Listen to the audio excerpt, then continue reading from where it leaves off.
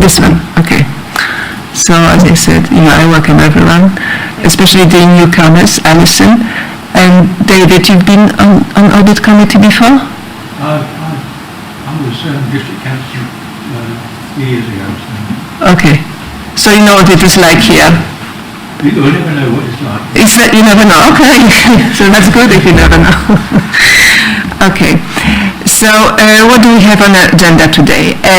We have, first of all, apologies for absence. I don't think that we've got any apologies. One person is not here. Sorry, Jamie, yeah. There's apologies from Councillor King, and Councillor Correa is here, and so Councillor Clark. Yes, thanks a lot, thank you. Now, minutes have been approved. Does everybody agree with that? Yes? Okay. Excuse me, Chair, are we having matters arising on minutes? I just have a couple of queries. On the minutes? Yes, absolutely. Yes, of course. Okay. Turn it on. Some of the acronyms I wasn't sure of. I wasn't sure what EY meant. Okay, and Young. Sounds Young. Yeah. There are the big four, like you've got PwC, Ernst & Young, KPMG, and Deloitte. Okay, and also CIPFA. CIPA, Chartered Institute of Public Finance. So there are some chartered accountancy bodies in the UK. I am a member of Chartered Institute of Management Accountants. There is Chartered Institute of Public Finance. There is ACCA and ACA. I think there are all many ones. Okay. So sorry, public finance, I would like to say so, because we will come back to CIPA later on during the meeting. So I would say that CIPA regulates public finance, so like local councils. That's really and helpful. the accountants working in the public sector are mainly members of CIPA. Yes? Correct? Yes, CIPA sets accounting standards for public sector for local authorities in the UK. Like every other body regulated accounting. Okay, can I just add something to that? Because obviously local council also use international accounting standards, don't they? But CIPA obviously adapts them, yes, to public, to local councils. The CIPA accounting code that applies to local authorities. We'll do some training on that to the ESA and figure that out for you. Thank you. I just have one more query from the minutes. Just one more query. It's pages 5 and 6, if I can just find it. Yes, the second paragraph from the bottom of page 5. It says, the Shared Director of Finance advised the Council it had received its first government payment. The government were due to make 3 further payments and the payment at the beginning of next quarter. I just wondered where we were as regards the payments, how much they were and what they were being used for, if possible. Yeah, well that's all in the latest monitoring report to Policy and Services Committee. We have to see them, they're paid quarterly, and this is just where the government guaranteed income is included. So it pays 75% and any income loss is paid. 75%. So it's all in the latest Policy and Services report. Thank you. Thanks a lot. Thank you for the questions. Okay. Next point is declaration of interests. I assume there are none.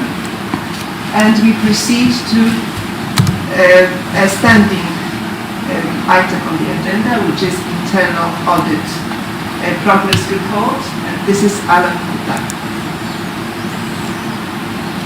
Thank you, Chair. Good evening, everybody. This report is one I bring to each meeting of Audit Committee, and it sets out the progress that we're making in delivering the internal audit plan for the current financial year. Just quick quickly looking at the areas that members are asked to note or recommend. So it demonstrates the progress we're making at this particular point in time, on the 25th of June, for this particular report. Whether there's any amendments to the plan, and then for members to approve any changes to implementation dates for historic outstanding audit recommendations that we've made, and to agree removal. So I'll just very quickly update members on the information in the report. In terms of where we are in delivering this year's plan, there is a Appendix B, there is a schedule, a profile to delivery of the plan in terms of calendar months during the year, and in there you'll see that we have made a start and nearly completed some of the work that was underway in May and June start dates, and then we are already planning the audits for August and September. So it's just to give members assurance that we are making progress in delivering the plan with the support of officers, and as and when these reports are finalised, then members will see those in due course, but they're not at that stage yet. In terms of block of time, the approach that we took in agreeing this plan, which came to March Audit Committee, for the finance audits and the revenue and benefits audits, which fall under the umbrella of key financial system audits, we agreed in the planning cycle, rather than itemising them out, we would put a block of time for those two areas and then have a formal discussion to agree scopes and what our focus should be. I think that's particularly critical this year for the amount of change that everybody's faced, that rather than committing that we would follow a set programme that we have done in previous years, we want to look and make sure that we assess the risks. For example, rather than auditing an area that has had no significant system change, process change or personnel change, it's better that we focus the time where it will provide more assurance, manage those risks. So I've got a meeting arranged with Alison and with Jane Walker, the head of revenue and benefits, the 1st of September, and we will then determine what those scopes are for those particular dates. So it's a dynamic plan, but we are where we hope to be at this particular point in the year, and that's obviously recognises the support we've had from officers to enable us to get these audits underway. Consequently, there are actually no changes to bring to this committee in terms of the plan that I brought here in March, still as it was. It's important that we do review that and reflect the plan, because the planning cycle takes place in January and February 21, the programme that we're delivering now. So obviously after 6-12 months things may have changed. So we have a sort of refresh process to make sure it's still relevant and appropriate to use that time. But at the moment, for this meeting, there are no changes to bring to members' attention. And then finally, Appendices 3, 4 and 5 show all the current outstanding audit recommendations from audits that we've undertaken. If an audit recommendation has been cleared and resolved, then that doesn't show. So it's just the outstanding position, broken down by year, by audit, with a lot of detail. I ask the action owners and bring to your attention their updates for each meeting. And out of that, for this particular meeting, there are a number that have been resolved, and there will be ticks in the boxes in the relevant table. And in terms of changes to dates, there are 8 recommendations across 6 different audits rather, where officers have asked for the dates to be put back, and the explanations for that are contained in Appendices 3 to 5 at the end of this report. So I'm happy to take any questions members may have. Thank you. Please. President. Martin, sorry. Martin. And shouts. Sorry. I'm off. Well, thanks, Alan. The pandemic has obviously been hugely disruptive to your work because of the nature of your work, the team's work, and everybody, I think, appreciates everything you've tried to do to keep things on track. And it's the first time I've seen so many recommendations, because you know I've been very picky on people wanting an extension to a recommendation when they've already agreed the closing date, but it seems perfectly reasonable in these cases. going forward, on the assumption that from the 19th of July everybody can work normally, how long do you think it will be before normal services resume, and do you think within the next year, 18 months, we can catch up to where you think we ought to have been had we not had the pandemic? Thank you. Sorry, I think that's probably on from the the authority's reaction to the,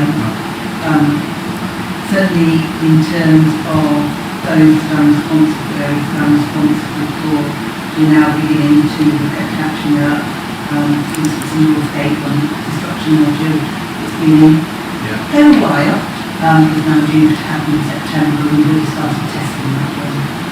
So we're fairly confident around that date.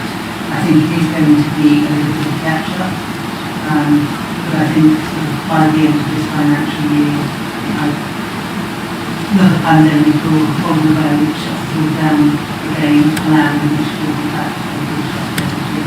And I'd like to see these clear and strong.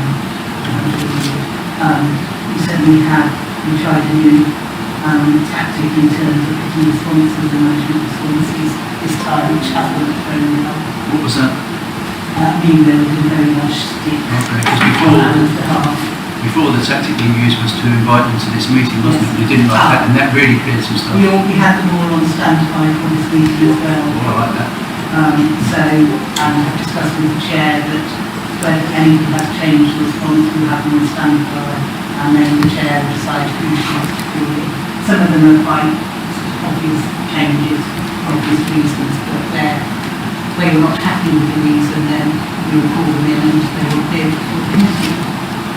But we have had 8 today, and that's large.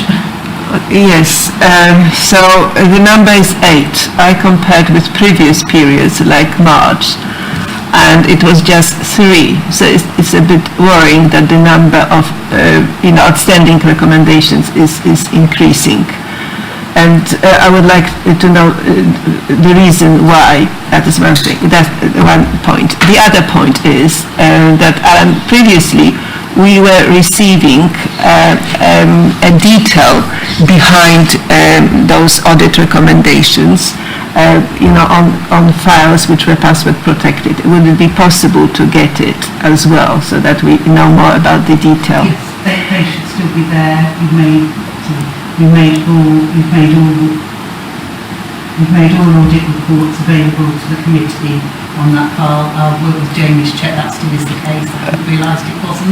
No, there isn't. It is just, those 2 files have been attached, which is the file.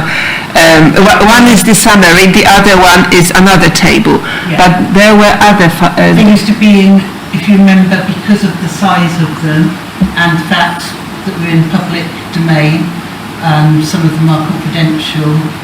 We made those available in a separate directory. Yes, separate directory. Yes, so if that was possible, because at the moment we are, the numbers are increasing. That so that still be, in terms of numbers increasing, that is very much due to sort of work during the pandemic. Okay. Obviously, as a local authority, for instance, revenues and benefits have paid out. I think we worked out the other day, something like £50 million in grants to businesses over the last 18 months. So it has been an extraordinary workload due to the pandemic in all areas. We've had people, for example, in our play rangers, taking over from grounds maintenance people, so grounds maintenance could support the waste collection people. So we really have come out of 18 months where people have been doing any job other than their own. So obviously that will have an impact on the number of audit recommendations that are outstanding. Okay. Yes, because, for example, the delay on some of those items, it says that it is due to pandemic, COVID, like benefits, property, rent, and so on. Now, I'm just wondering why it is due to coronavirus, because there are many sectors in industry, and I work in a sector on which pandemic didn't affect, and so I'm just wondering in what way. I think it's that it's not that the working from home and things like that have affected it. It's the amount of work that we have done in direct response to the pandemic. Members will remember at the beginning of operating the few food hubs, dealing with the vulnerable, and so Reverend Ben's actually paid out £1 million in grants to businesses. We had to do a lot of minor adjustments for the council tax subsidy, £150 that's announced by the government. We had to issue, I think we're now on our third range bill because of changes to rates for retail, hospitality and leisure. So whereas normally we run one or two rate schools a year, last year we ran 3 different blocks because of changes, ordinary changes in rates. So it's not because of the pandemic as in an excuse to people going to the office. It's because of the pandemic in terms of our direct response and our direct involvement in that pandemic. Okay, so are you saying that people who would normally work, let's say, on those improvements, were, transferred to do other tasks, yes? Yes. Yes? Okay. Can I just add one Yes. more thing? As an independent person, Yes. it would be fair to say, I think the number that's outstanding this time has been influenced by, as Alison said, she managed to get responses from everybody. So previously, if I hadn't got a response, it went into a different category. It was shown on the report as an area where it wasn't a new date being posed, but equally it didn't actually, the level didn't affect that. But now that we have got responses to everybody, some of them have pushed them on. So whilst I don't think the council wants to be in that position, I think the number is slightly inflated when we make that comparison or benchmark on 3 years. So there's always been a small number where I haven't previously been able to get within the time frame a response from the actual owners. And those we've handled by saying we want a response, an update circulated to members within, we started off by saying 2 weeks and then a week, and that sort of rocketed up people and they started to do it. But, I think if you go back, say 3 years, we've had a massive amount of recommendations. I mean, we always said we're not so concerned about the ones which are effective efficiency ones. It's the higher the grade of the recommendation, the more concerned we are. We had a massive amount. We had some of 3 years. You could see nothing had happened. It's like I talked to Gary. Well, so what? And we pretty much they were cleared, and we went from having a massive report to a much smaller report because things were being done. I just think part of it, with the circumstances, officers have had so much more to do, and you haven't been able to come in and sit with people. And that, I know from my working life, internal audit, best way to work with people, go and sit with people. You can't do that. I certainly agree with you. Absolutely. Okay, sorry. So, Alan, in your opinion, as an independent person, as you already said, how would you comment on that deterioration in the number of audit recommendations? What would be your... Okay. How would you comment? Yes, how would you comment about the state of it and that audit recommendations, like many items more ranked as satisfactory, whereas previously they were good. So how would you assess that? I think my overall opinion, just from myself, Councillor Martin, is that when I took this over 5 or 6 years ago, from a SciAS perspective, we had at least twice, if not 3 times the problem. And the oldest one, I remember at one point it was like 7 or 8 years old.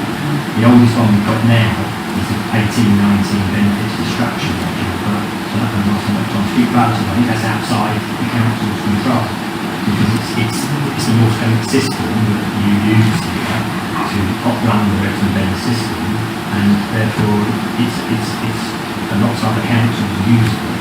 And therefore that's the oldest one. Whilst clearly no one wants to be in that position, when that one clears hopefully in the next couple of months, in time for the next meeting in September, then we're into 2019-2020 year.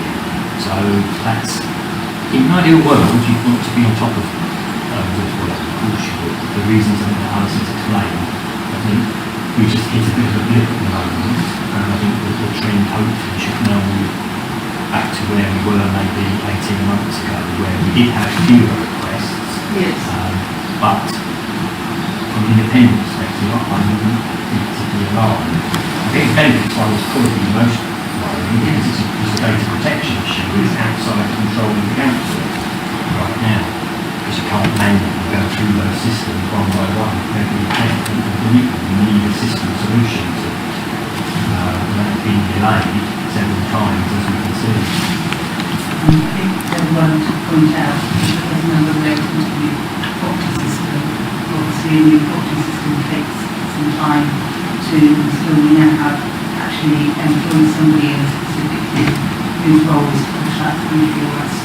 So that will be implemented as well by the time we look at these again.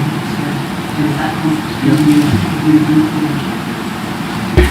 Yes, I listen, and I think perhaps you remember our conversation, like, some long time ago, and we were talking about, in connection with the new investment, we were talking about the property system, how important it is to be on the top of that, because this actually, if that is not maintained properly, the property system, the knowledge about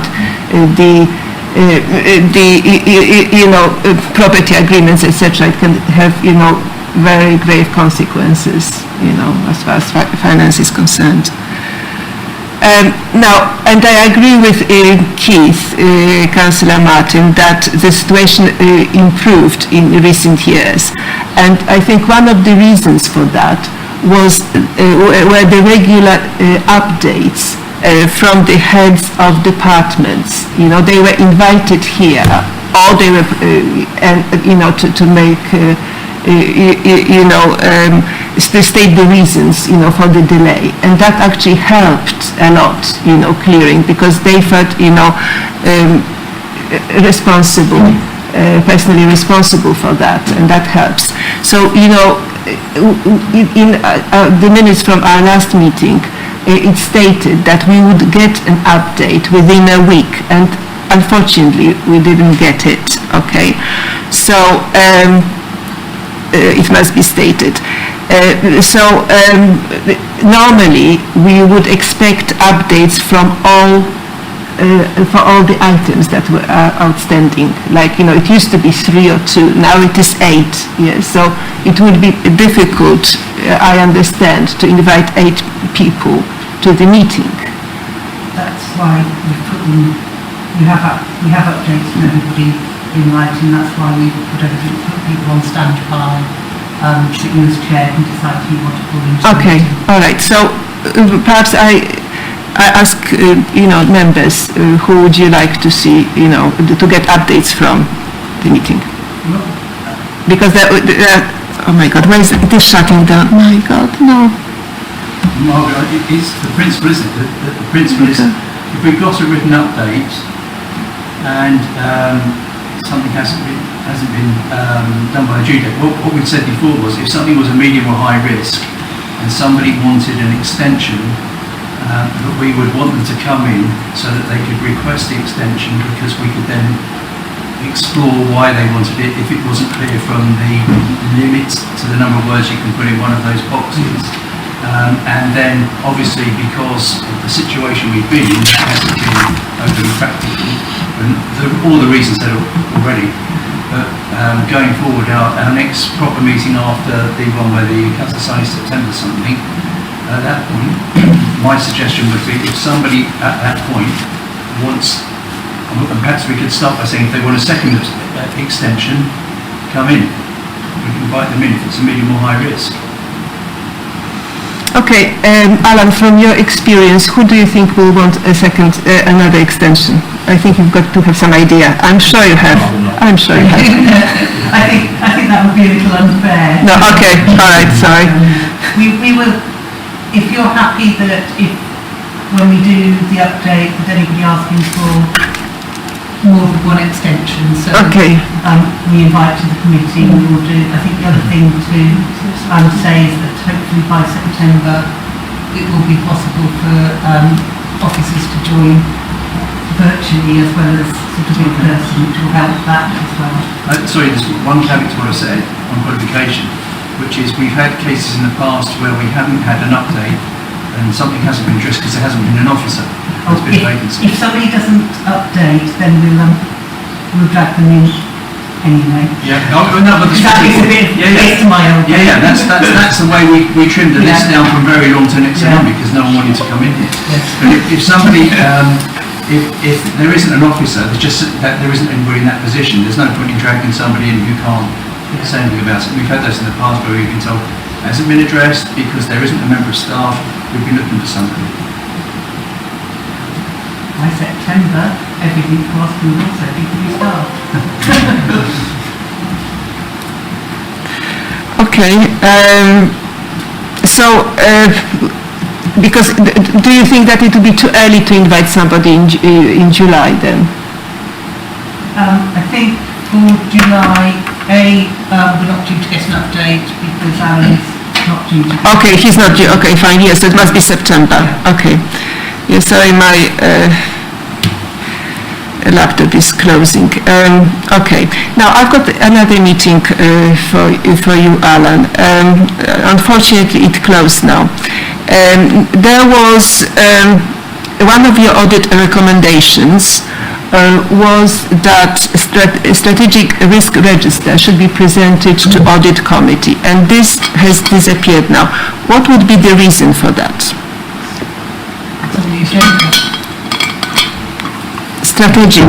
It's there, number 2. It's on the in appendices. 3-5 documents. Risk management 1920 audit. There is that recommendation is there and it's been assessed as result. Yes, assessed as result. Yes, that is my question. Why has it been assessed as resolved? We haven't got it.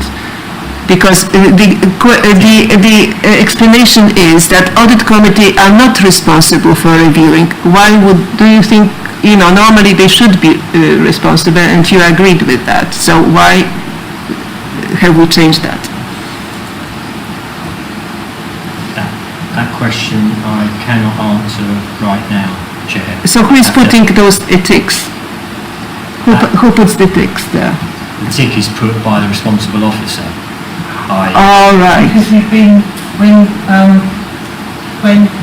Phil brings the risk management strategy, he brings the whole risk register, strategic risk register at that point, so that comes annually with the risk management strategy. Okay, it says here, Audit Committee are not responsible for reviewing the strategic risk register. Review of the strategic risk register has been added to the work program for the Policy and Resources Committee. Yes. That goes to Policy and Resources Committee, and then this committee sees it when we see the risk management strategy. So this committee sees it as well? Sees it as well, but it is Once a year. Once a year. Once a year. I think. So what was your comment? That is one thing. And the second thing is that so the manager or the head of the department does the tick here. So do you not check the tick? I would challenge them where we don't do a formal follow-up of every single one in terms of evidence because that would not be practical in the time that we've got. So we may do on certain occasions a formal follow-up audit which would be the output of that would be a separate audit report. You would see that as you do other reports. In terms of all of these, I would where possible, but in all honesty, it depends when I get the updates, the volume of them, and how much time there is to actually review them. So I think in this particular case, our recommendation originally was to do it on a 6-monthly basis. It doesn't mean, of course, that officers have to do that. They may have reasons why they don't actually apply in literally everything that we've recommended. But then that discussion would then take place as it is now in terms of whether that's appropriate or not. So in this particular instance, yes, as Alison said, it's coming annually rather than 6-monthly. So then the risk to the council overall is going to Policy and Resources Committee, is coming here annually. That seems a practical yes, okay, but solution. It always came here annually. So why did you include it there? Because you knew about it, I think, presumably, that it did come annually. So I think you're expecting it to come more often than annually.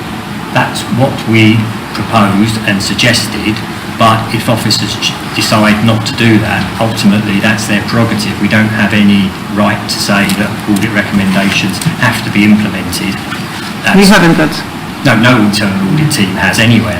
Okay, Not- so you make a recommendation. Okay, so at least I think that tick should be like, because you haven't ticked it, so I think it should be removed, that tick. Okay. But in terms of whether there's visibility of this going forward, the tick would then indicate that you see it at this committee, and then normally they would be removed.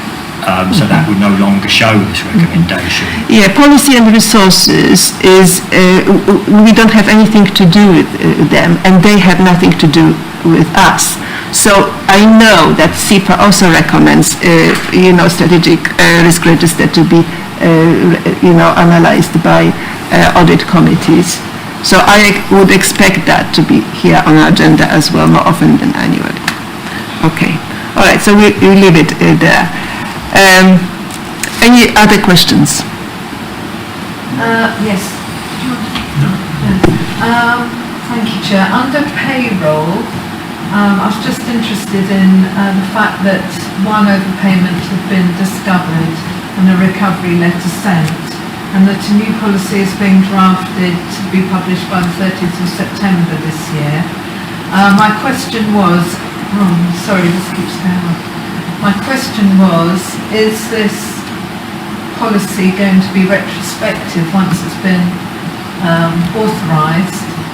And do people think there are other overpayments that haven't been picked up? So is it going to be retrospective, this policy, or from September onwards? Thank you. We pick up overpayments, and in fact this one was paid up. I picked up because as part of portion budget monitoring, we go through and actually payroll stuff where that is higher than expected. So that's all done as part of budget monitoring. What we did was through our strength of our policy, which enabled us to recover that overpayment, to make sure we got a bit more ability to recover, and that policy was stronger. So we always pick up the overpayments, it's around the policy, how we recover that overpayment that we distribute. Thank you. Okay, was it just a one-off overpayment? Yes, this was a one-off in this case, yes. I mean, it doesn't stop occasionally they do happen, when they happen everywhere, but they're always picked up through budget monitoring and then done that. In addition, with the new payroll system, it's much easier for managers to go in and look at and check payments themselves, so. And so the magnitude of the payments run out of? There's 270 staff, so 270 times 12, about 2,000, so about over 2,000 payments. Okay, so how did you find out about that overpayment? Was it because a sample was taken, and how did you find out? That's done through the audit sample. Yes, this is. Audit sample. So okay, so if it is, you extrapolate the result of the audit sample to the whole population, don't you? Or we may have. I don't have access to this particular audit right with me because of the confidential nature of it, but it may be we had the whole data set and then did some data analytics on it. Okay, because obviously there would be controls as far as payroll is concerned. So what was the issue with that overpayment? Was it the lack of controls, or somebody didn't adhere to controls? Well, the issue that we were raising, as Alison touched on, was around how you chase that and recover it back because the person's left the employee. All right, the employee payments. And so what steps do you take? And when we did the audit, we didn't see clarity over how they would be pursued. How many times do you try? Do you ultimately take legal action? Where do you draw the line? Yeah. To have those boundaries set. So that was the issue that we were raising, that relates to this recommendation too. Yeah, I know, yes, it happens with companies, that it does happen in companies, but, these are the controls, like if somebody is leaving, then they should be, they should be removed from, There are controls, and that's all done through the new i20 system, does it automatically. So all the forms go automatically through there, and that's now done automatically when somebody leaves. We do sometimes get overpayments. For example, if somebody has a car loan or something, and we just for that kind of payroll or overtime owing. Yeah, it does happen. Now, I don't know what the law says, but as far as I know, if you make an overpayment to an existing employee, you can recover it. But if you make an overpayment to an employee who has already left, you can't. No, we can. You can? Okay, fine. Okay, that's fine. We do. You do, okay. Okay. Any other questions, anyone? Okay, so perhaps we are not inviting anyone then, yes, although at the moment for September. No, because we'll see where we are against those recommendations. Okay, so we'll see perhaps in July, or you are not here, but... No, it won't be, sorry. When we update the recommendations for the September audit report, we will suggest to you who you might want to call in, even token obviously to yourself as chair, to look at those responses to recommendations when you see the report. Okay. And we'll put people on standby to come in. Oh, standby, okay, so even in like 2 days' notice, Yeah. they will come. Yeah. Okay, that's fine. Okay, that's fine. Okay, so unless there's any other questions, then we'll proceed to the next item on the... We've been asked to do stuff on this one. Oh yes, we've got to do stuff on this one. Yes, we need to approve things. Okay. We need to, if you open the first report, members are recommended to note the internal audit progress report for the period to 25th of June, obviously. Yes? Noted. We noted. Approve amendments to the audit plan as at 25th of June. Approve, yeah. Agree changes to the implementation dates for 8 audit recommendations for the reasons set out in the appendices and so on. And the last one, agree removal of implemented audit recommendations, because the implemented audit recommendations are still on the report, as you noticed, it's got a tick, so obviously we need to agree the removal of them. Okay. Apart from that one strategic report. Well, it will, under normal circumstances, that will be removed from the report for next time, unless you feel that there's an action still. I feel that it was there before, so I think it should continue to be on the report, because nothing has been done. There has been no changes. It has been done because we have the management response, that management response has been implemented. It is different if you want the committee to receive, and it would only be received because the risk register is agreed by policy and resources under our constitution. If you want the audit committee to receive that strategic risk register twice a year rather than once a year, we can take that call, but that's separate to audit recommendation. So what, is it going to... Yeah, the recommendation's been included, but if you want to see it, we can click that and do that. When's Phil going to submit the risk strategy?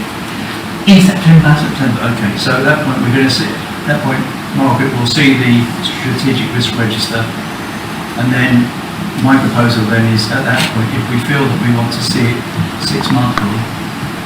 Yeah, we do want to see it 6 monthly, because that is whatever, the councils should do, and, there's no reason why not do it. I can't see the reason, if there is a reason. So you putting forward an action to the committee for agreement that we see the strategic risk register in March as well? Yeah, 6 months. Oh, at least twice a year. Yeah, at least twice a year. March. Yeah. So you're proposing that, so we vote on it? Okay, so twice a year, that would be good, yeah. If that could be done twice a year. Okay, so that's agreed, yeah? Okay. All right, thank you. Does someone want to second you? Sorry? Does someone need... Yeah. Thank you. Okay, thank you. Thank you, Jane. Thank you. Okay, the next item on the agenda is governance report. So whose point is that? Alan's going to just talk a little bit about how it's Not if it's now taking place. Thank you. Each year, the council has, as part of the statement of accounts, to produce an annual governance statement, something that all councils do. The format is fairly similar across councils, and the look and feel is different. The fundamental content is the same, and this one you have in front of you follows the same approach that has been followed in previous years. In terms of the content, essentially, I'd say there's two areas. There's the detail in terms of how the council discharged its governance responsibilities through committees, forums, groups, panels. Those are updated annually by the services in terms of how many times committees met and what the terms of those committees are. And then secondly, in terms of any significant governance issues that the council wishes to disclose and declare, then that is dealt with by all the heads of service and directors completing an assurance statement each year. So that asks them to commit and sign to say within their services whether there have been in the previous year, so this is the 2020-21, that financial year, whether there were any significant governance issues which they feel were relevant to their areas and should be taken forward in terms of any actions that are required. If there were, there would be an action plan to back that up in terms of treating those risks, and that action plan would also be brought here. From the previous year, there were no significant issues brought forward from 2019-20, and through that management assurance process that was followed this year, until the April statements, there were no significant governance issues declared for 2020-21. The impact of COVID, which is obviously something that close to all councils, has been covered through section 62, almost at the very end of the annual governance statement, in terms of how the council responded to the impact of COVID on service delivery and the financial arrangements of the council. But ultimately, there are no significant governance issues disclosed by the council for last year. This will, once through the process here, the AGS will be signed by the leader of the council, the chief executive of the council, will then form part of the statement of accounts going forward and be audited by Young, and then obviously visible in terms of those documents when they're fully signed off and approved. So this is a draft document for councillors to see today. Any questions on Alison and myself before that statement? Any questions? Yes? I don't think this is going to stay on. Just shout. Yeah, we'll hear you. Okay, sorry. It's under paragraph 18, vision, aims and priorities for housing, where it says work on a local plan to deliver sufficient housing and adopt that plan by 2023. I would like to see added there, after ensuring a robust and achievable infrastructure delivery plan is in place. I'm really not happy about just working on a local plan. We can't change the council vision. Indeed, that's statement of fact, that is the council vision that has been agreed by the council and through the committee process. So Audit Committee cannot actually change that vision. I find it hard. Statement of fact. To agree it as it's written. But it is the council vision. So this is not the place that can change that vision. Okay. It's an oversight committee, Alison. Yeah. Okay. How do we change? If we wanted to change it, how we would? You won't be doing it here. You'd have to go to change it through full council. Through full council, or with a motion, or Probably best to speak to Sarah Hayfield about that one. I'm probably telling the wrong thing. She knows the constitution much better than I do. If I put on the finance of the constitution, I'd say thank you. So which point is that, Alison? It's under paragraph 18, it says aims and priorities. Aims And then it says housing and thriving communities. But that's just a straight lift from the approved corporate plan. housing and driving. So you don't like the first sentence? Which one? No, it's not government policy either that you just produce a local plan if you haven't got an infrastructure delivery plan in place. But that, as I say, that is the approved council, that's the approved council vision, so that's into fact, saying that is the council vision. And it is approved, you might not agree with it, but it is the approved council vision. Okay, is it what you mean is that there should be less houses because obviously Well, it's just not realistic. It's not and realistic. the government don't expect us to build houses But it's without looking and having an infrastructure delivery plan in place. But we can't change it, it is a statement of fact, the AGS. Well, that's where we're ending up with such difficult problems and the challenges on our green belt because we haven't got the infrastructure. And yet we just say we're going to produce a local plan. Alison, the council has set out its vision. This is, what its plan is. This has come from that. It's the council's plan. This isn't a detailed analysis of how we're going to achieve it or any limitations on it. It's got nothing whatsoever to do with it. We're an oversight committee. Yeah, it's not, I agree, it is not, because we are an oversight committee. But on the other hand, infrastructure should be, housing should be infrastructure. Okay, can I just come in quickly on the claimant response? We have asked internal audit to come through in the next time we have an update to include a review of our security. That can be checked, everything is in place, has been followed. Okay, so it is like part of internal audit, it will be one of the points here on the report. If there are recommendations. And recommendations there. So, but you will be looking back, yes, and recommendations actually, they will be just comments because you have to No, it will be learning for any future. learning for the future, okay. All right, What's important is we look at it now. okay.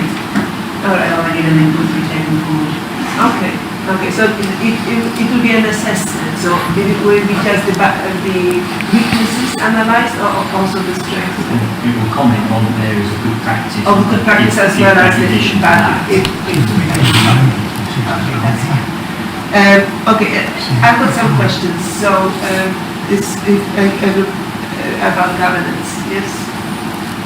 Okay.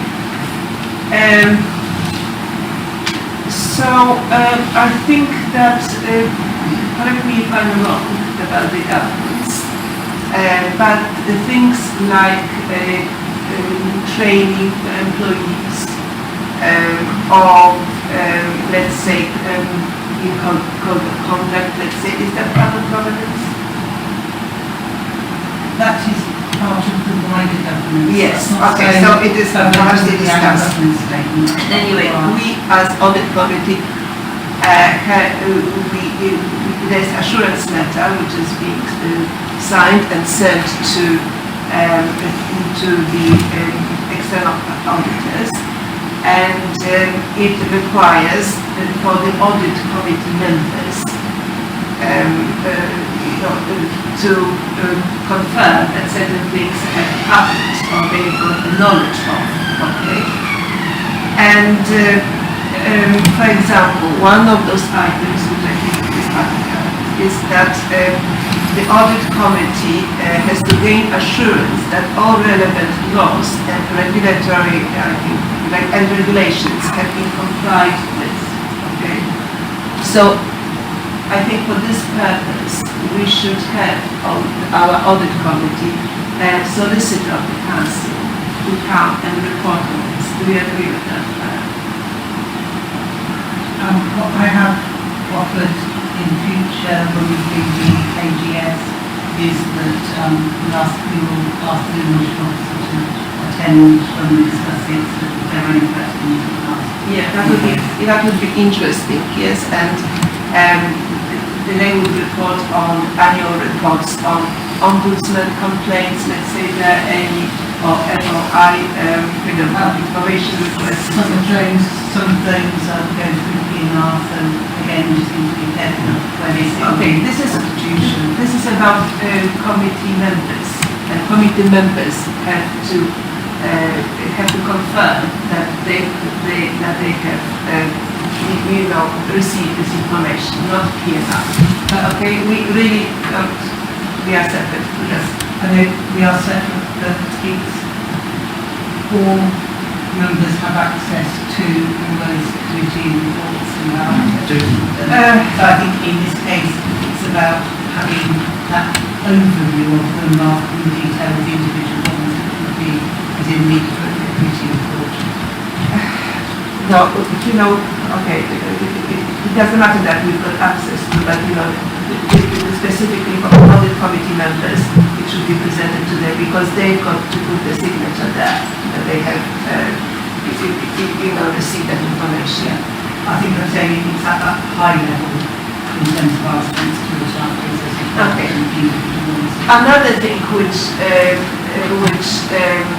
audit committee members have to give assurance on is related parties. And it says there whether audit committee have any concerns regarding relationships and transactions with related parties. Now, this actually is mainly Three Rivers Coast Limited. So in order to give that assurance, we need to have some idea about relationships and transactions with those parties. Would it be possible to have that information? Those are within the accounts, so when you bring on the accounts, there's a full note in the accounts about related parties transactions. So that will be Okay, so anyway, it is a separate. It's because of the way we've done the agenda to have the two meetings on a time when we have AGS without And so I'm not sure that, there are statutory accounts and auditors are very well aware that we all have analyzed them and read them because they are aware, because we are doing that at our meeting. But apart from that, they ask specifically whether we can give assurance about whether we put any concerns regarding relationships and transactions. So for auditors, it is not sufficient that this is included in the accounts, okay? What I'm saying is you can normally have the AGS and the accounts together and the accounts giving that information about who the related parties was. So when you approve the accounts, that should pass through the person you should approve the draft accounts before the audit. Okay, yes, but the accounts contain, general information, As a rule, it will not be detailed information. In order to make an opinion, whether there are any concerns or not, you've got to get some detail. Our accounts have to be quite detailed. There's quite detailed disclosure around related parties transactions that is greater than that required in any complete account. And the governance statement has to be signed by the CEO and the leader, not this committee. No, but this letter about the related, it is signed by Audit Committee. Yeah, but what Allison's saying is that happens in a normal year. We're in an abnormal year because of COVID. We would be seeing this normally with the draft accounts. They come together. So it's a package together. But it's just, we are where we are. It's not that we're not seeing this year's accounts. We've got the issue with last year's still, along with, a couple of hundred other councils because of all the things that happened. Yeah, I would prefer if that was, that information or that it was given separately. Because when we analyze the accounts are huge, okay? There's so many things to speak about, okay? And that is, so, it can get lost in the detail. And, related parties is a very important topic. It should be like, discussed separately. And the information in the accounts is not sufficient, as I said. We need more information in order to make a judgment. When we approve the accounts, I will draw attention to that information within the accounts, which actually details the nature of all the relationships. It shows the directors and it also comments on any transactions that occur between the related parties within the year. So it does have all that information in there. The other thing is, what we're being asked here is to agree the annual governance statement. Yes. We're not being asked to agree the accuracy of the related party transaction statement. No, we just have to express the opinion whether we've got any concerns. Not on this, so the agenda item doesn't say that, Margaret. No. This report enables the committee to agree the annual governance statement for inclusion in the draft statement of accounts, and the annual governance statement was to be signed by the CEO and the leader, not by us. So all we're being asked to is to agree to content. I'm talking about a letter which is signed, that goes to EY, to auditors. Okay, we forgot about that letter. Okay, and I have taken these sentences, these questions from that letter. What you are talking about is a bit different. I'll send you that. I will copy of this. That comes with draft accounts, that's part of the consideration of draft accounts. So if you take the annual governance statement together and the draft account, that should give you the information which you need to Okay, so this related party transactions, we need to have, in order to form an opinion, we need to have more information. I don't mind when, it might be, at the point of... it is in the draft account, so at that point you can receive that information. Just Alison, would it be, so that everybody can be clear, instead of pointing it out, would it be okay to just extract that somewhere separate and just a paragraph or two of context, or you to explain it? One of the things I'm conscious about is because when we've had this committee, as we were talking about earlier, about we did all the training, there are people here who haven't had that training, and as I was sitting and looking at the annual governance statement, because Alan will probably remember I picked on bits and pieces in there before and said, don't like that, that's wrong. A few of us have been through this a few times, and perhaps this is something where, with hindsight, we should have put some, maybe I should have put some training in place or something, just to give some context. Yeah, no, we can do that. I think it's again, we're planning at the next one to do that training management. Yeah, and I think at that point, maybe there, just something on this, because we're not being asked to approve it and all the content and all this, it's just asked to agree something that two other people sign. This committee isn't signing it. Agenda item 6 makes that clear. But if people are unclear on any of this, you've got to make sure every person is committed. You can't be an oversight committee if the members don't understand what's going on. Yes, so it is important to understand, because I'm sure people, I don't understand. Okay, I think in our pre-meeting with Alison today, this morning, we have agreed that there would be some training for members. I'll put that on for a calendar committee work program. Okay, so that will be discussed at the next meeting. So We'll have it. Later on the agenda. It's later on the agenda. later, sorry. Okay, that's fine. Okay, fine. So now, if we proceed to the next item on the agenda, finance risks. Yeah. Yes. These are this register is for you to have a look at. In terms of some of the key changes in this register, we are seeing increasing problems with supply of materials and material costs around capital projects, sparkling costs from the construction industry. So we are keeping a careful brief on it. Has caused, we have had to look at the depot project to make sure that comes in line as well. Has had an impact on that, so we are able to value engineer that to keep in.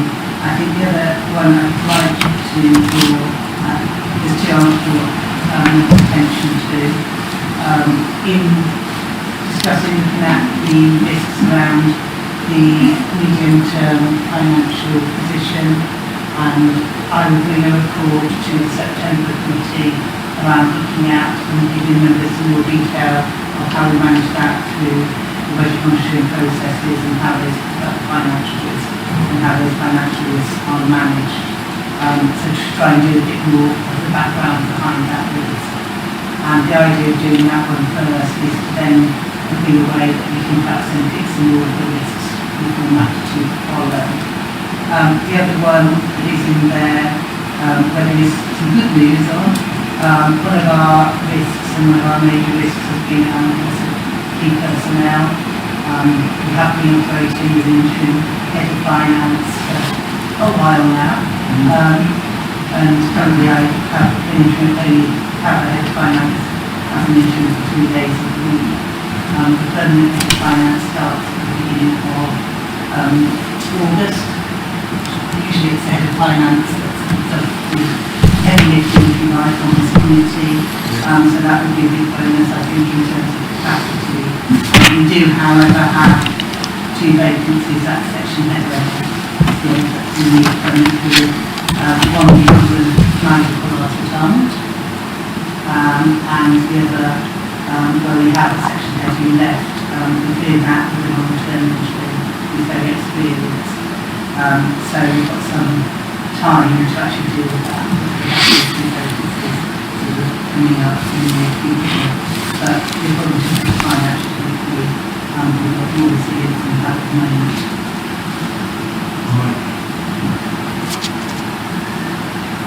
Happy to take any questions on that?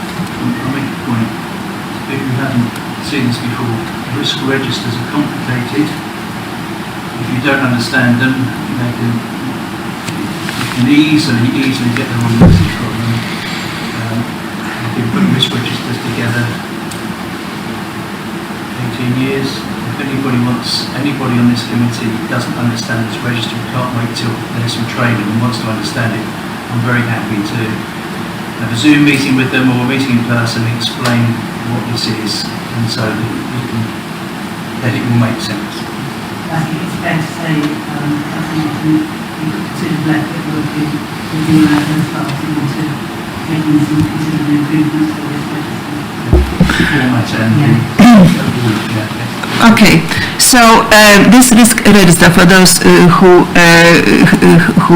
haven't been here before, I've got problems with this risk register. It is not that I don't understand this risk register.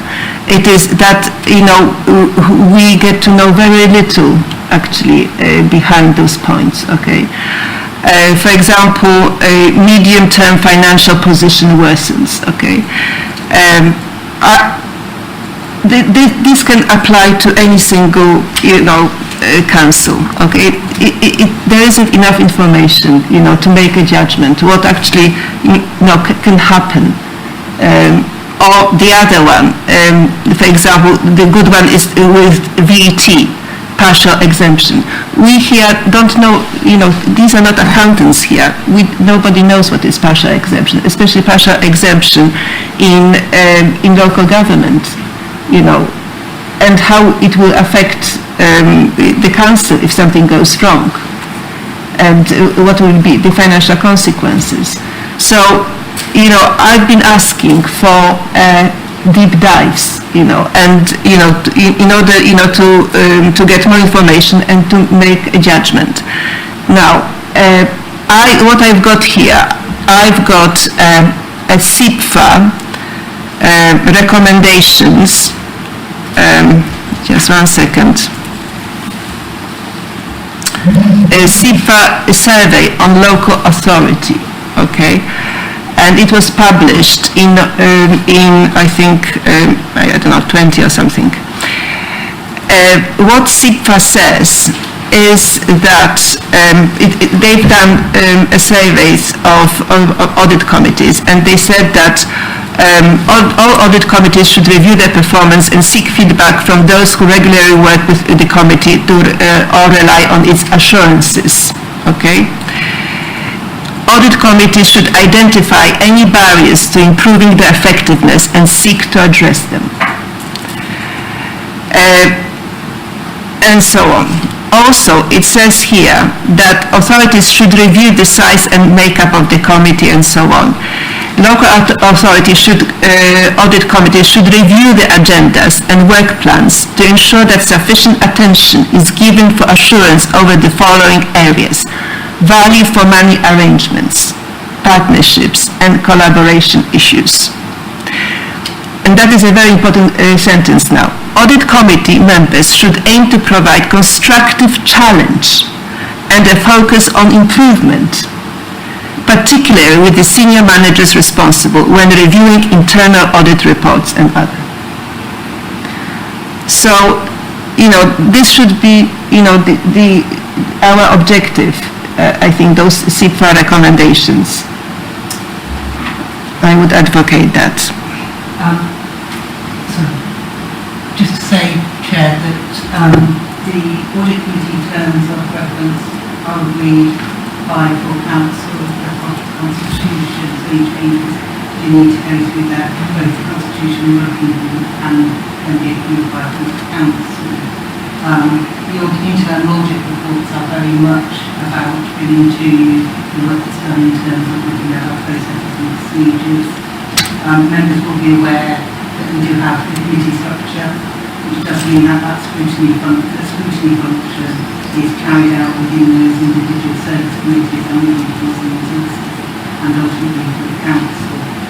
So we do not have, as for example, Watford, we have a different, very separate scrutiny function because they have an area system. For us, that scrutiny function is carried out within those committees. What the Audit Committee should be looking at is whether those overall processes and procedures work, not looking at and scrutinising those decisions within that. Okay. I don't know, yes, this is not scrutiny committee. Alison, it is not scrutiny are separate committees, and CIPA recommends and that it is totally independent scrutiny and audit. So even no audit committees do scrutiny, and I think you agree with me. No audit committee will do scrutiny, whether it is structure, committee structure or not committee structure. They don't do scrutiny. And the recommendations for audit committees are the same for all councils, whether it is because they are the same audit committees everywhere. It's about those internal control and processes. It's not about the decision. It's very No, it is not about decisions. No, I agree with that. It is not about decisions, but it is about, as it says here, provide constructive challenge and a focus. And there is nothing wrong with our terms of reference, yes, which we are going to discuss. They are copied from, most councils have got these terms of reference. So I was thinking about, asking to change, and actually I spoke to you, you have not agreed to that. But because it was scrutiny, and I understand that it is, we are independent of scrutiny, and it is never ever combined, audit or scrutiny. Very few councils actually do combine, but there are very few in this, very few perhaps, very small number. But Margaret, I know you feel very strongly about this, and it isn't the role of an audit committee to be a scrutiny committee. no, they are not. No. To me, we are one of three levels of oversight, which is the other two levels being internal controls, which is Alan, and internal audit, which is Alan, and external audit, which at the moment is EY. So, and we're receiving reports from them to ensure that the policies and processes that what's in place are in place and are operating. Okay, yeah. And that the financial risks are being recorded and are being managed. We're not a scrutiny. No, we are not. I'm not talking about scrutiny. We are not talking about scrutiny, and we are only talking about audit committees. And I read the recommendations about audit committees. We are not talking about scrutiny, and we are not doing any scrutiny. Okay? And it says here, I just read about audit committees, and it is consistent with other. I went to training about audit committees. It is consistent with that. Okay? It is so that is all I wanted to say. Yeah, but when I got to the point, but what I was going to say was, but if you want to change things, then we've got the constitutional committee.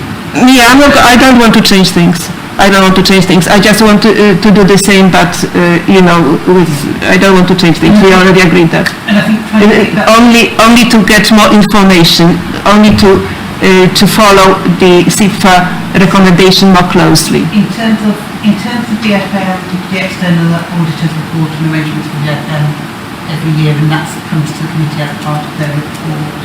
In terms of understanding the risk register and the processes a bit more, that was my offer to bring a report in September that sort of sets out the processes and how we manage those risks in a bit more detail as a starting point for looking at how we get a bit more information on these and do a bit more deep dive into these financial. Yep. Just Hopefully that sort of does cover between the two. does someone want to explain to those who don't know exactly what a deep dive is? I can do it if somebody else. I think it's better if Alison does it. Yeah, in terms of a deep dive, it's sort of giving a little bit more information on what the risks are, what the implications of those risks are, setting out that in a bit more detail. It will be quite heavily picking up for this one on some of the reporting that goes to policy and resources. It also sets out a bit more detail about how we're managing those risks, what the internal controls are around those risks, and how we bring those forward to make sure all members are aware of them. I've also we've just done a mapping around corporate governance, for example, around commercial and how we manage our commercial investments and property investments. That does a mapping of those to the CIPFA and SOLIS, which is the Local Authority Chief Execs Association. They do a model sort of governance code, and so I've mapped our commercial activity, how we manage our commercial activity to that governance code. And my suggestion is going to be that I bring that forward to the end of July meeting, so I think that would be interesting and give some reassurance to the committee in terms of management of those commercial investments. Okay, so we are going to get that deep dive, yes? Yes. Okay, so that's great, because, last year we didn't get any deep dives, and we were writing about it and so on, but okay, if we are going to get that, that's great, so that is good. Okay, so now the next point are there any questions? Yes, sorry. So just for clarification, do I take from that if we're not happy with processes and procedures, because our role primarily is to ensure value for money, the only recourse we have is to make recommendations to constitutional working party, is that right? Otherwise we just have to rubber stamp and we're just a reactive. No, you receive each year, as part of the external audit report, you receive their formal conclusions on value for money. They're required to do that every year. They look at arrangements for value for money. If that raises concern, or you have any concerns arising from their work on that would be any concern, then that would be something you would want to raise through council, and obviously raise that concern. That would also come out anyway through that external audit report. So that's and it's there for the world to see. So.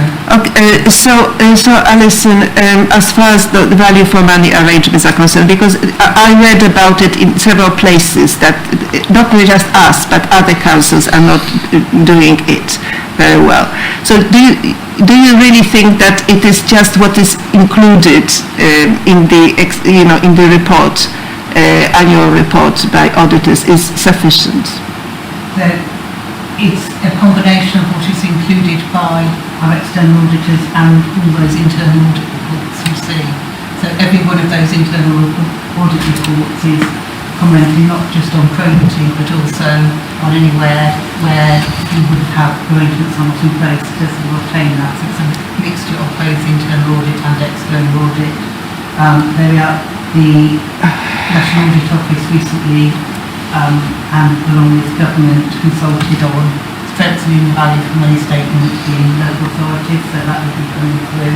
But it's that combination of the internal audit reports and the external auditor's judgment. And when you look at those in concert in a normal year, there's an awful lot of internal audit, and the external auditors pull things apart. We are significant as an organisation, subject to a significant degree of audit. Now, as far as external audit is concerned, for those that do not know because are not accountants, external audit is only a general thing. What they are concerned about is whether the accounts reflect true and fair picture But they are not going into any detail. They don't concern themselves.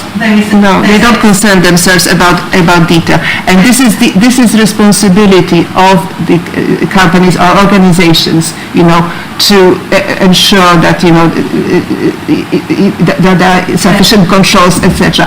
And some companies go to great lengths, like Sarbanes Oxy, let's say those American-owned companies are doing that. So this is the responsibility. In terms of value for money and in terms of those, there is the legislation surrounding local authorities is different to companies. It is true that for companies it is about true and fair view of the accounts. For local authorities there is a specific duty in legislation for them to consider and comment on arrangements for value for money, to secure value for money within local authorities. It's a separate statutory duty they have over and above their normal They're not making it up, accounts. they're not choosing what to look at. There's a statutory process set by our government and they follow it. Okay, and so Alan, as far as internal controls are concerned, so how do you, what audit do you do on value for money?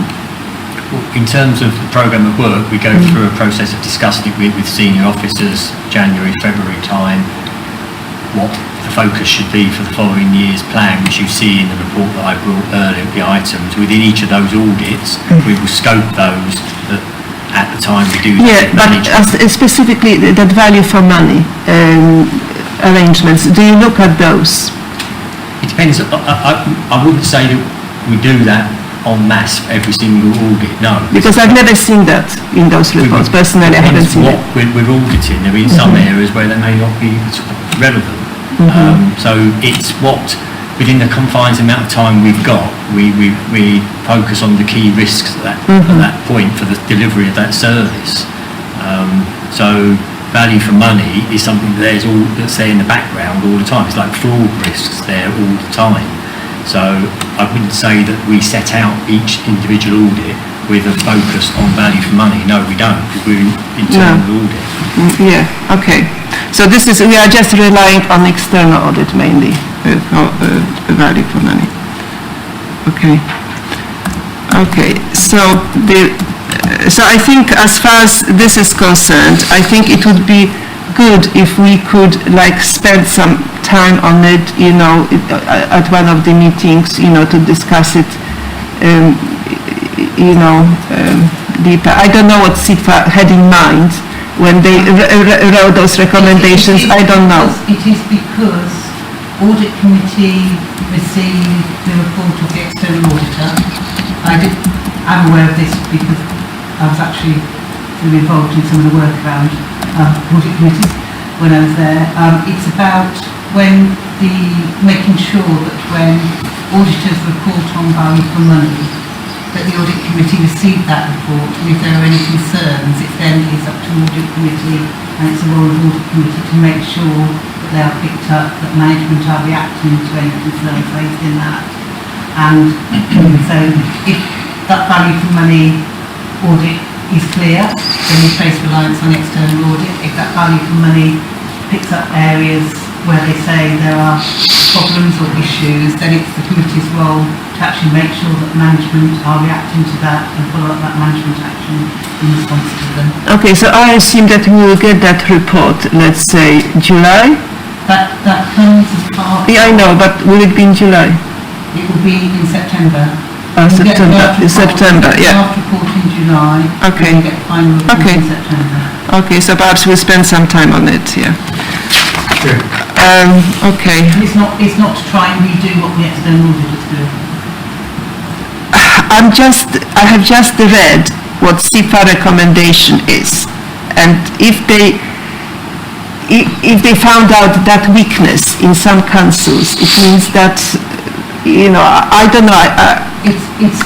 There are some councils have value for money issues raised by external auditors that are not acted upon.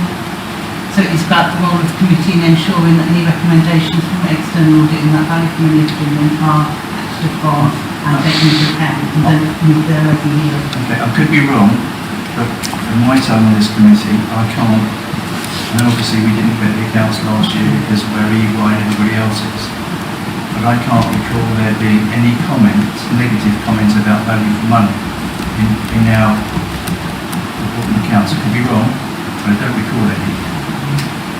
Have there been any? In your previous councils, have you seen any? Yes. So they do, you know. They do.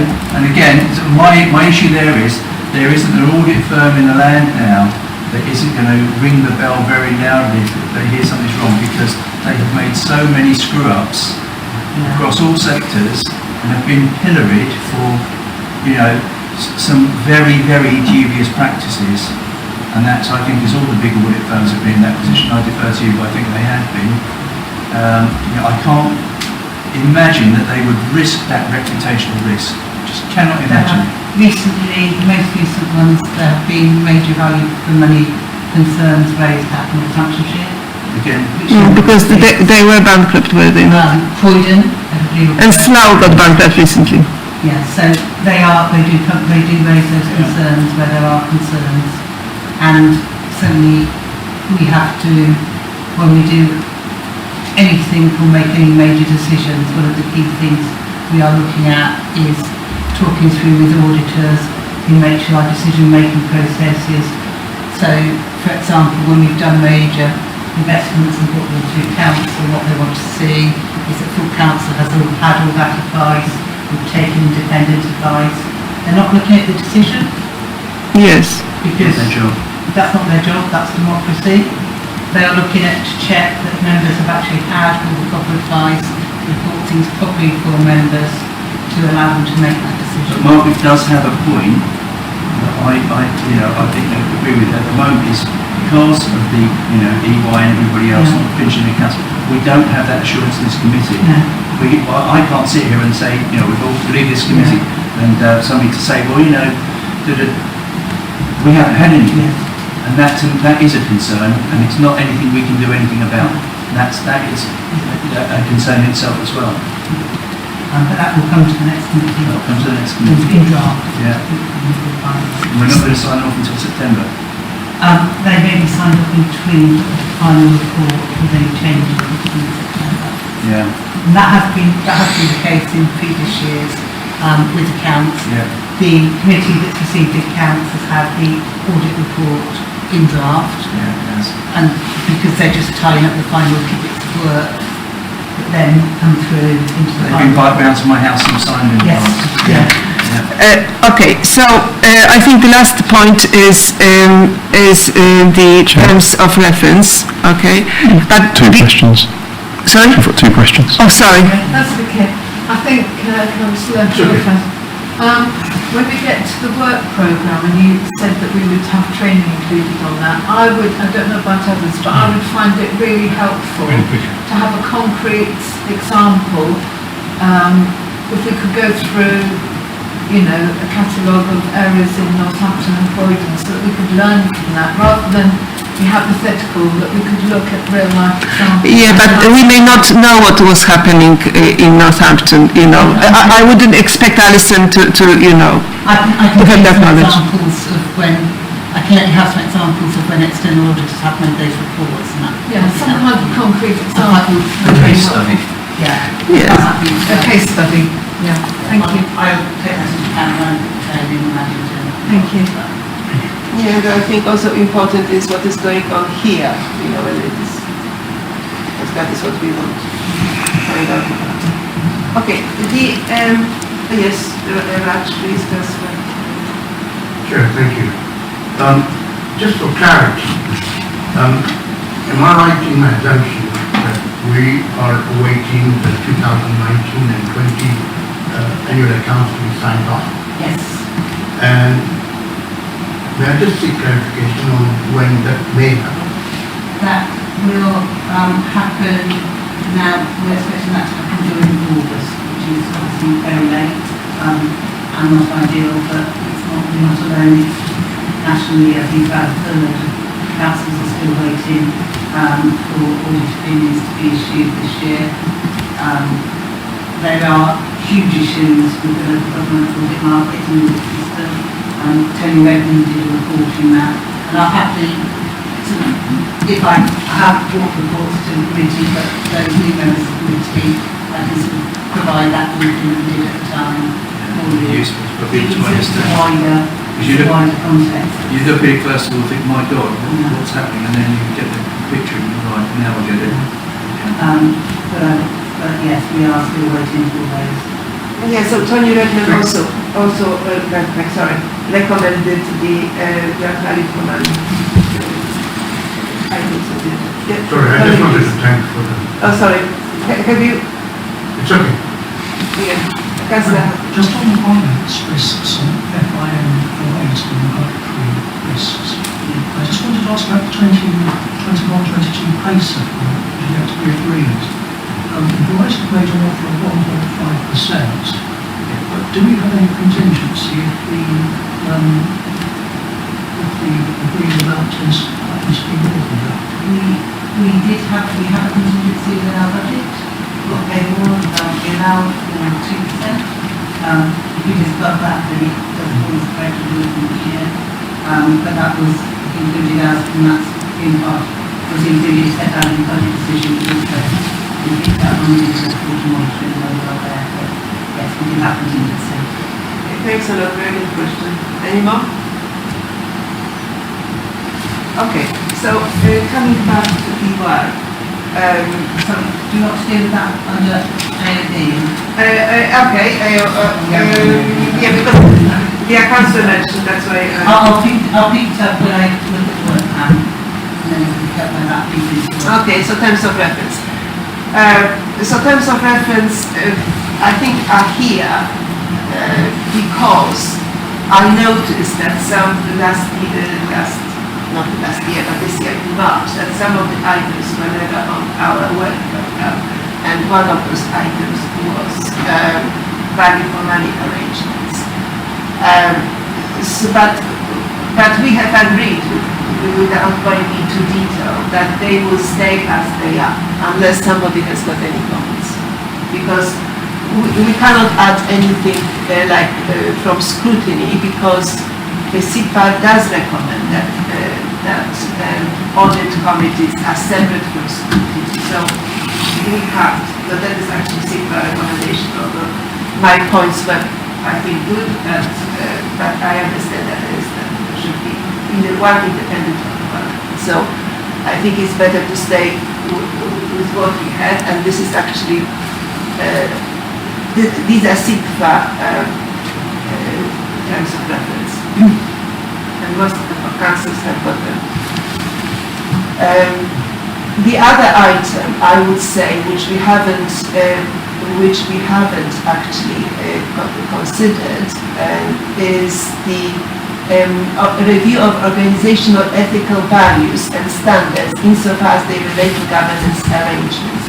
We never have done that, and actually, Alan, when you presented your governance statement, I think there was nothing about ethical values and standards. So that is also an item which would be good to see on a work program at one point. We can bring through the executive advice conduct and things, so we can sort of bring those to committee, make sure that they, perhaps one of the things we have in the work programme is some training language and things like that to be what we actually have, and then we can decide whether it should be further or not. Yes. I found it to be good practice once a year to take your terms of reference, cut the paste into one column, then go through your minutes, and gender items, and list them to see where what you have and have done. Yeah. I think it does a number of things. First of all, it shows what you have done in terms of what items of the terms of reference you're happy that you have satisfied. And for example, some of those so ethical conduct we may well have satisfied through the work that Alan's done and other bits and pieces. And I'm just using that as an example, because sometimes you do stuff which isn't overtly called that name, but you're doing it anyway and you're doing a lot of it. So that helps to see that. It also should show any gaps and things that we haven't done. And thirdly, it may well show things that we have done that aren't in the terms of reference, and then it's a case of, well, do we need, in terms of reference, to be amended to include those, or are we actually doing their work? My proposal would be, if everybody was happy, that we do that between us as a committee, and I'm happy to do most of everything on that if people want, if people return the minutes. Yeah, I've got the spreadsheet because I've done the spreadsheet. And then present it in September, and we can then have a look at it and say, well, are we happy that we've given sufficient weight to this? And maybe that will inform our work programme, which we have on every agenda.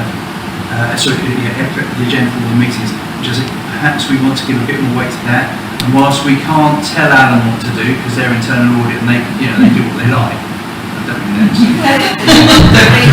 mean that. They are required. We can suggest. They are independent and do what is required. Yeah, we can suggest. And I know Alan, besides take a risk-based approach to everything, which is absolutely the way it should be. But perhaps, it may be that we're very happy with something. Maybe I've always found with these things that you think, well, okay, maybe we ought to pay a little bit more attention to this. We've done an awful lot of this. Do we really need to do so much of that in the following year? That's my proposal. Is it possible, Alan, that, for example, we can ask you to do something, another audit or not, for example, like value for money? In terms of... Or you have got it, I'm just asking whether it is possible or not. I think it's something that is possible. It's possible. You do actually have to bring the audit plan to you every year.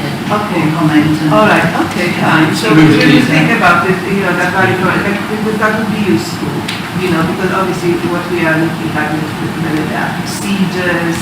But perhaps what I look at first is the external auditor does what that external audit is. You don't want to actually, you're not getting very good value for money from Alan by him reading what Yes. And that's why that comes, brings us to another point, which we just haven't done separately, which is that whether external audit and internal audit work together and how much one relies on the other.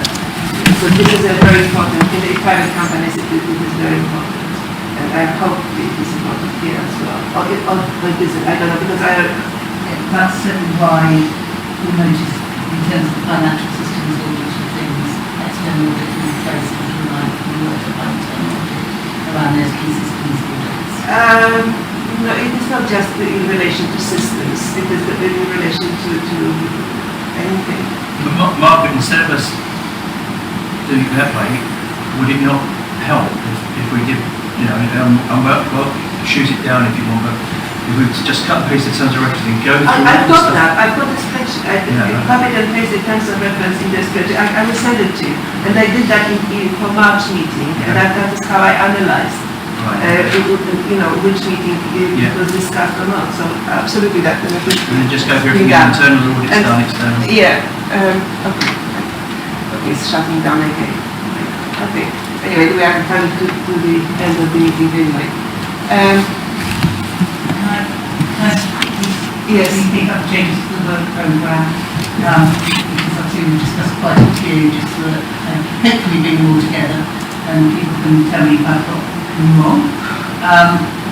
So in terms of what's before you, in terms of the 27th of July, the science annual assurance statement and board annual report, the annual report code, that will move to September, because Alan does 4 meetings a year, not 5, and this one is September.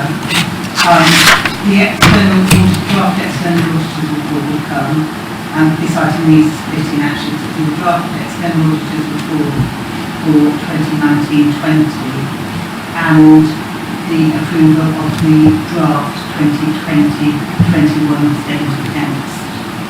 So we've got 2 different years there. In terms of then, I'll also add to that the commercial governance mapping. So we can see how we're managing that commercial governance piece. So when is that going to be? That will be in July. In July, okay, so it's going to be going to be.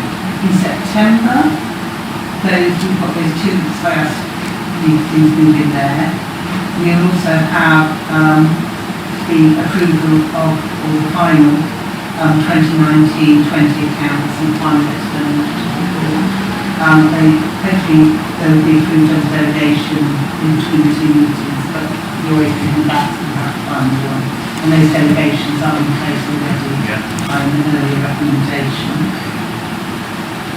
And the report on how we manage those financials for our budget monitoring and budgeting year. December and March stay the same, although in March will be an update on the strategic risk register.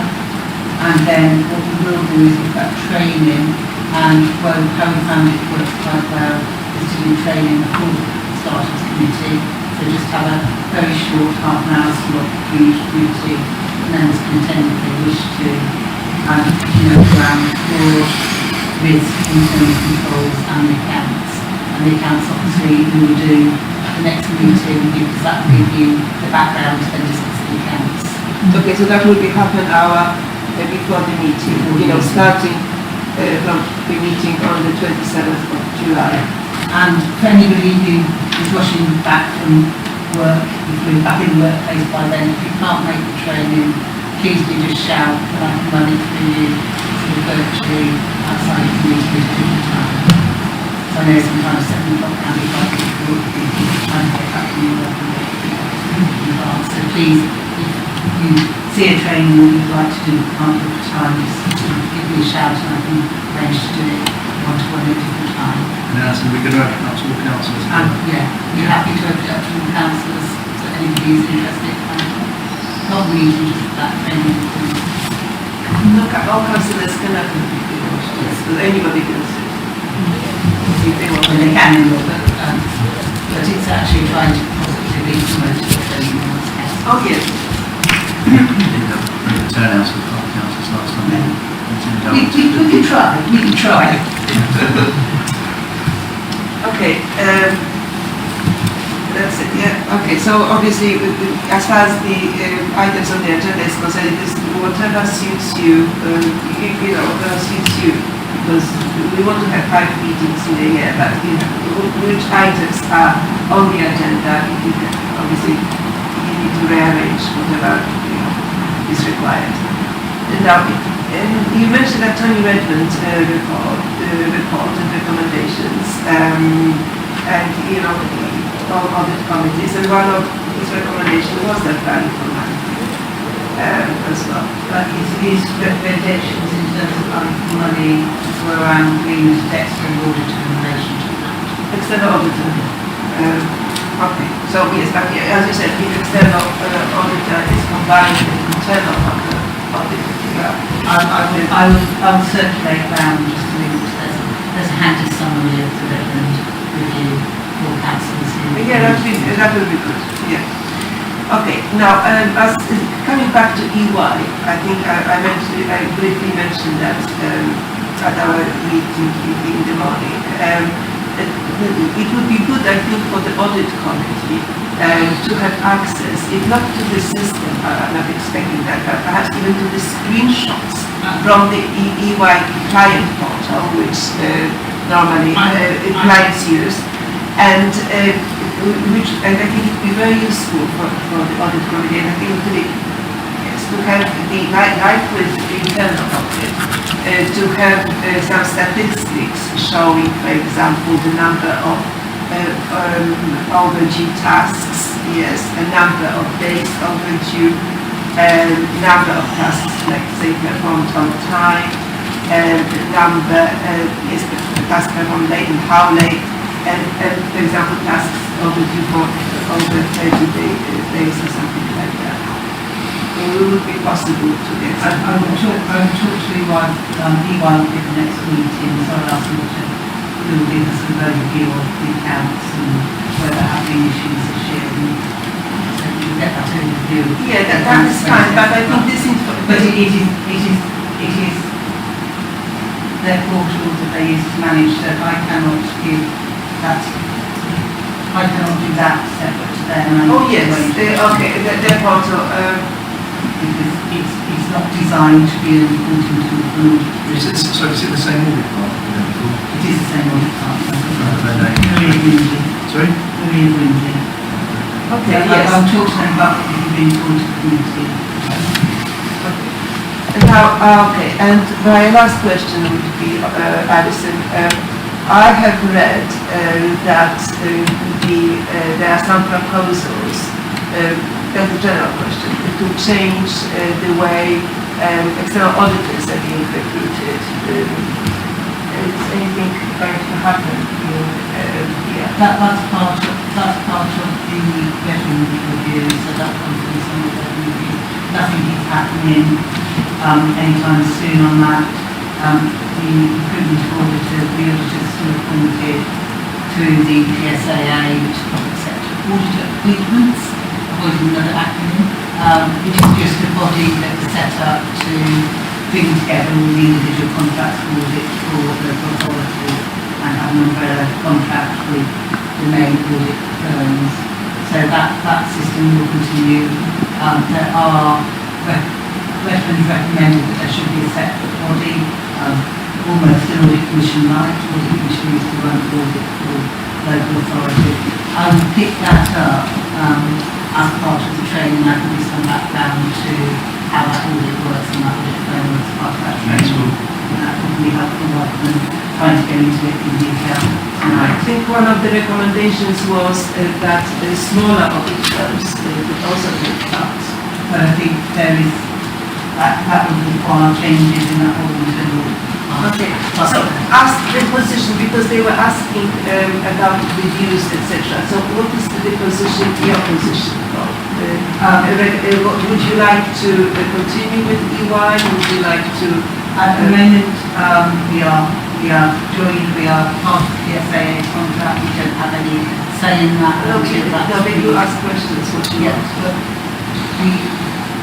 at the moment, we are stuck with those I would cover, which are responsible to veterans and everything as part of that training, as part of that circulation.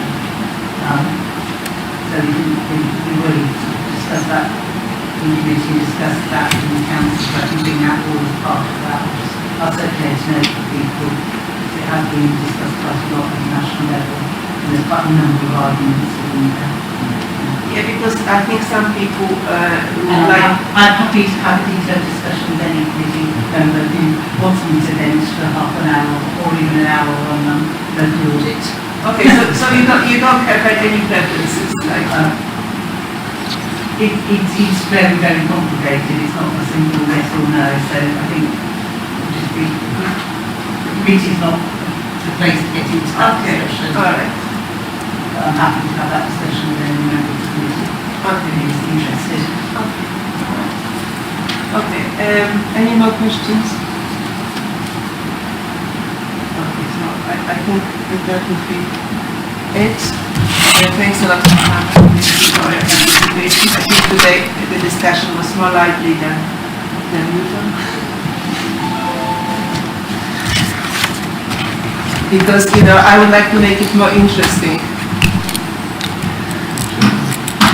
Because finance is very interesting. I wouldn't be in finance if it wasn't. Yeah. And the figures are always allow you to really find out a lot about that organization. You look at them.